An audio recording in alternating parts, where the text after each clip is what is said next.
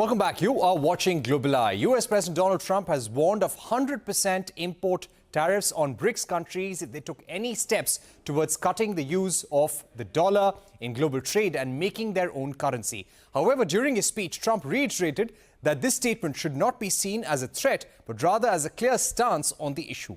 Meanwhile, Foreign Minister Subrahmanyam Jaishankar concluded his bilateral trip to the United States and is upbeat about the future between the two nations. Speaking at a press conference after meeting with his counterpart Marco Rubio, the minister said that the new Trump administration has clear interest to take the relationship between India and the US forward. What would the Modi government and Trump administration want from the India-US relationship, and what could be the areas of alignment and areas of friction? Joining us now to take this forward is Vikas Swarup, former Indian ambassador to Canada. Ambassador Swarup, thank you very much for joining us on Global Eye. Let me begin by asking you, do you think India has been successful in making early outreach with the Trump administration? We had the first bilateral soon after Marco Rubio got off the inauguration ceremony. Absolutely. I think India has been very quick off the block. If you remember, Prime Minister Modi was probably among the first few leaders to call up President Trump on his election victory. And then the fact that our foreign minister was there at the inauguration, and the first bilateral meeting that Marco Rubio had after his confirmation was with our external affairs minister, I think itself speaks volumes for the priority that the Trump administration is going to accord to India. And most importantly, I think the personal rapport that President Trump and Prime Minister Modi have, which we saw very clearly during the Namaste Trump and Howdy Modi events in America and India respectively. I think that augurs very well for the future of the India-US relationship. I think India will be a very, very important part of US foreign policy going forward.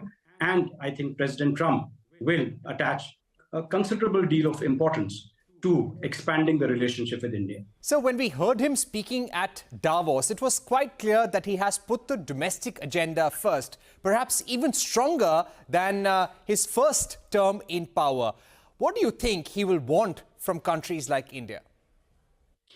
I think his priorities will be very, very clear, and these priorities will align perfectly with both his domestic as well as his external agenda. So I think the first thing that he would ask from India would be trade concessions and market access. He has already labeled India as a tariff king. And if you remember, first term, he had withdrawn the generalized system of preferences for India that was in play at that time. He had talked about the tariffs on Harley-Davidson, for instance. So we can expect, certainly, that President Trump would want India to lower its tariff barriers and provide greater market access to American companies and American products. That's the first thing. I think the second thing that he would expect from India would be a better harmonization with America on immigration and visa policies. We have already seen that about 18,000 undocumented Indians are said to be returned back to India. And I think that is something that we have accepted, provided their nationality is verified. I think we have no option but to take them back. And that would be a good signal also to the Americans of our good intentions in this regard, because eventually what we want to protect is the H-1B program. This is a program that has yielded very good dividends, both for India and America. It has allowed mobility for our tech talent to go to America and work with the top American companies. And at the same time, it has allowed American economic competitiveness because, Indian tech talent is among the best in the world.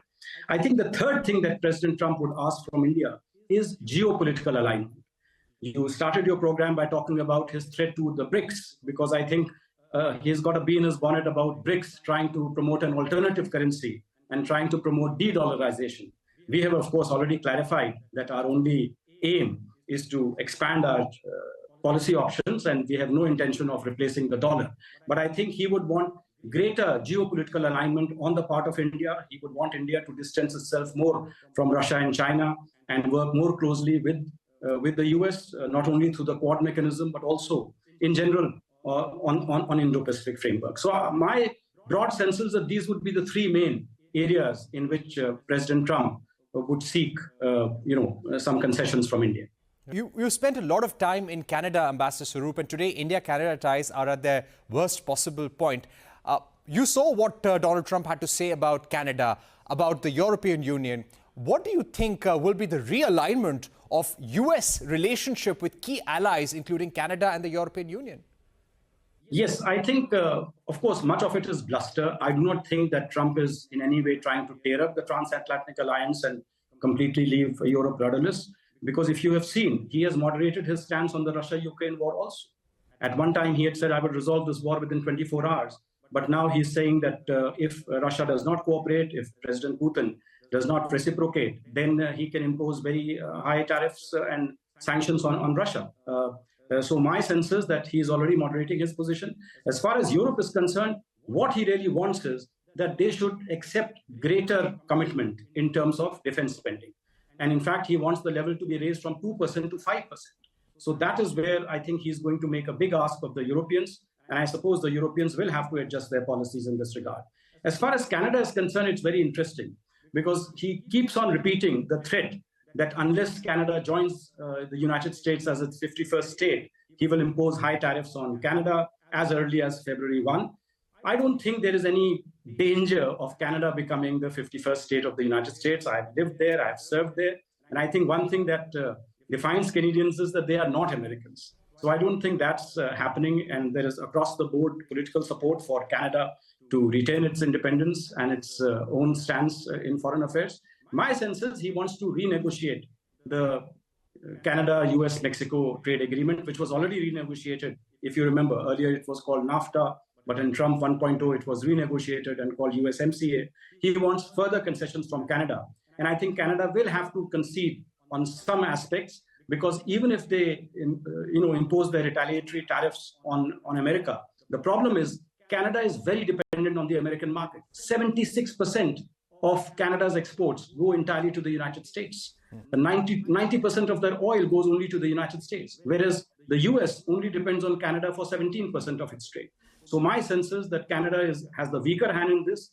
There will be some negotiations, and eventually my guess is a compromise will be reached. My final question on the Russia-Ukraine war. When we heard Trump at Davos, he spoke repeatedly about this being a ridiculous war, about how he wants to meet Putin very soon. And he was explicit that many young people are dying in Ukraine. Ukraine is ready for a deal.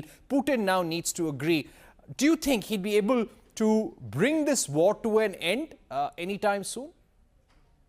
Well, we have seen his proclivities as a deal maker. We saw what happened in Gaza, where just the threat that, before his inauguration, there must be a ceasefire, finally convinced Netanyahu to come to the negotiating table and accept an agreement which was in place for the last 13 months.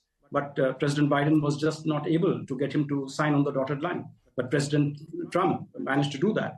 Now, as far as Ukraine is concerned, as I said earlier, it's slightly more knotty. My sense is that President Zelensky has already indicated his willingness to discuss this and to have a negotiated settlement.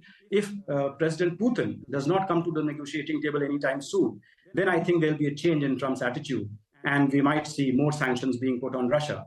But eventually, there will be some kind of a negotiated settlement. It all depends on how soon the Trump-Putin summit can be held, and what is brought to the table. Because he has said very clearly that both sides will have to make concessions, which means Russia will also have to make concessions, which so far President Putin has not indicated any willingness to do so.